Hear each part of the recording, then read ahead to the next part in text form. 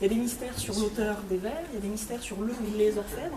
On voit bien qu'il y a une différence de traitement entre la couronne et le cœur, mais ça peut être dû aussi à la commande. Donc voilà, on a pu répondre à des questions qui étaient en suspens sur l'histoire très précise de l'objet, sur pourquoi cette tâche, mais sur les questions relatives aux artistes qui ont composé cet objet, il y a encore des zones d'ombre. Alors il y a plein d'hypothèses pertinentes, mais ça fait partie encore des questions pour lesquelles on n'arrive pas à trancher. Enfin, on parle du cœur. En fait, le cœur était lui-même dans une lampe d'étoffe à l'intérieur de l'écrin. L'écrin était lui-même dans une boîte en plomb et une boîte en fer. Le couvent des Carmes a été inondé plusieurs fois. Donc en fait, c'est des boîtes qui ont été au contact de l'eau, et donc par un système tout simplement comme on dit, de corrosion, vous avez des dépôts en fait, de plomb et de fer sur la surface des arbres.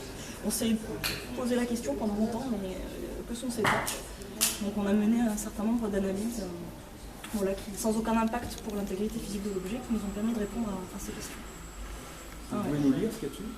Alors en ce petit vaisseau, de fin torpure et monde. En fait, monde, c'est la différence d'immonde. Monde, on ne l'utilise plus aujourd'hui, mais on a gardé le mot immonde. Repose un plus grand cœur que oncle, que jamais, dame eut au monde. Anne fut le nom d'elle. En France, 2 fois reine, duchesse des Bretons, royale et souveraine.